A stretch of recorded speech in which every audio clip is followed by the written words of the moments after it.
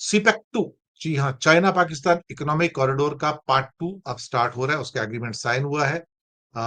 उसमें कई प्रोजेक्ट जो हैं, सब प्रोजेक्ट्स जो हैं वो उसके अंदर आएंगे। खास तौर से गिलगिट बाल्टिस्तान और गवादर पोर्ट पर बहुत कुछ होने जा रहा है।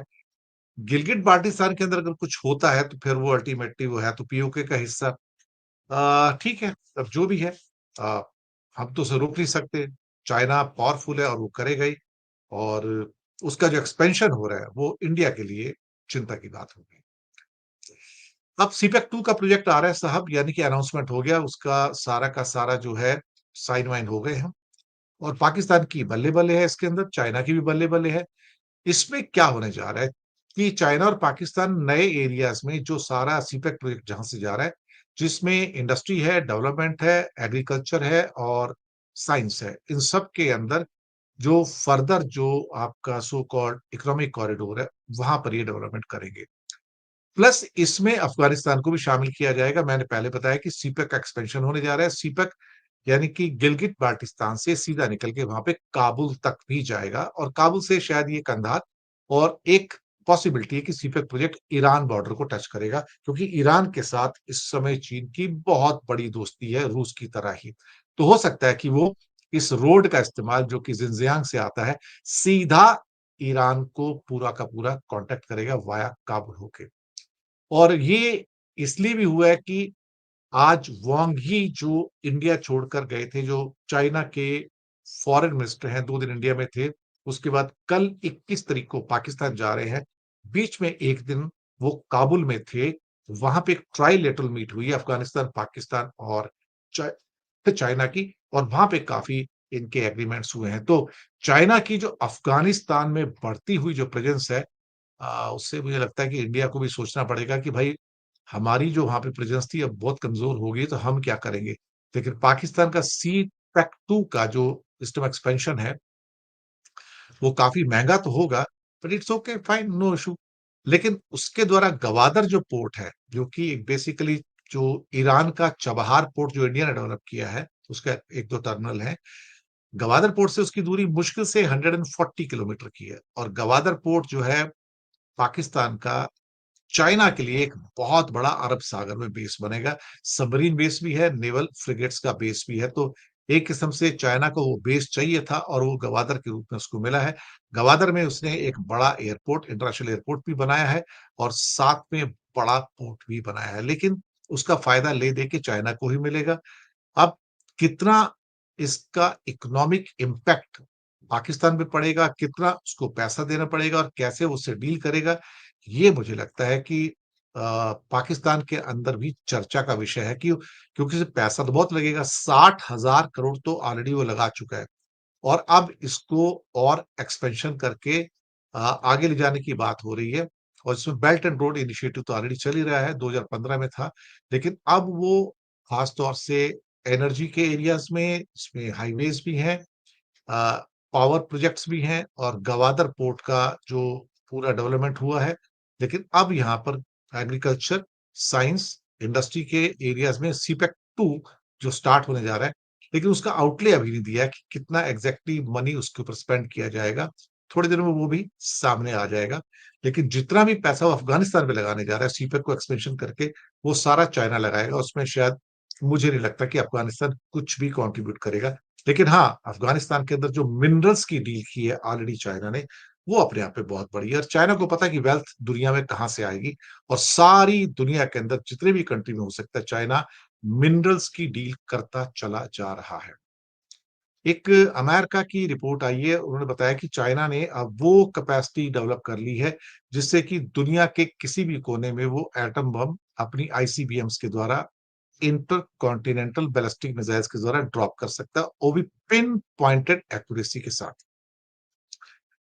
इस रिपोर्ट का ये भी कहना है कि राइटर्स में भी रिपोर्ट आई है, अमेरिकन आर्मी की रिपोर्ट है ये, कि न्यूक्लियर वॉरहेड्स का जखीरा तेजी से बढ़ रहा है। इस टाइम 600 टोटल मिला के एटम बम उनके पास है जो डिक्लेयर्ड है। मैं आज भी मान के चलता हूं कि चाइना के पास कम से कम नहीं तो 1,500 से 2,000 एटम बम और हैं जो कि अनडिक्लेयर्ड है। 600 तो सिर्फ डिक्लेयर्ड है। और हर साल ये 100 एटम बम बढ़ा लेता है। और 2030 का जो टारगेट है सिप्री की रिपोर्ट के मुताबिक वो 1000 का है। लेकिन तब तक मुझे लगता है कि ये 1000 की जगह 4000 होगा, क्योंकि चाइना मुश्किल से 20-25% ही डिक्लेयर करता है और बाकी तो डिक्लेयर ही नहीं करता, सब सीक्रेट रखता है। अब अ, ये भी सुनने में आया है इस रिपोर्ट में कि पीएलए को 2027 तक, यानी कि और 1.5-2 साल तक ताइवान पर कब्जा करने के लिए तैयार रहने का ऑर्डर दिया है, और उससे पहले जितनी तेजी से एटम बम बढ़ाए जा सकते हैं वो बढ़ा रहा है, ताकि कल को अगर जरूरत पड़े मुझे, और अमेरिका का मुझे सामना करना पड़े, या मुझे ब्रिटेन और फ्रांस का और बाकी देशों का सामना करना पड़े, तो मेरे पास इतने बॉम्ब होने चाहिए कि मुझे किसी के सहारे की जरूरत ना हो। तो ऐसे में पेंटागन की रिपोर्ट भी कहती है, जो सीक्रेट रिपोर्ट्स हैं वो कह रही है कि चाइना किसी भी किस्म के एटम बम का सहारा ले सकता है, और किसी भी किस्म का जो उनकी टेक्नोलॉजी है वो उसका सहारा ले सकता है। कहने को अभी ये बताया जा रहा है कि 600 न्यूक्लियर वॉरहेड्स हैं, 350 नई मिसाइल साइलो बनाए जा रहे हैं इस समय। और इस समय बताया जा रहा है कि पीएलए के पास, यानी कि पीपल्स लिबरेशन आर्मी के पास 712 मिसाइल लॉन्चर्स है कुल मिला के, जहां से आप मिसाइल्स को छोड़ सकते हैं, 712 है। और 462 ऐसे मिसाइल लॉन्चर्स हैं जिसमें से मिसाइल को अमेरिका में किसी भी जगह हिट करने के लिए दागा जा सकता है, और चाहे उसका वेस्टर्न कॉर्नर हो या ईस्टर्न कॉर्नर हो।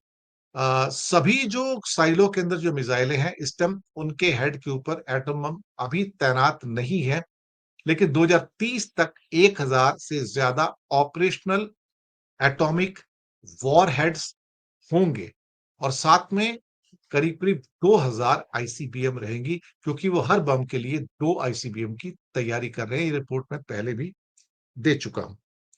ट्रंप ने रिफ्यूज किया है कि वो अपने ट्रूप्स को नहीं भेजेगा। जी हाँ, कहा यूक्रेन में जो पीस, जो एक मेंटेन करने के लिए।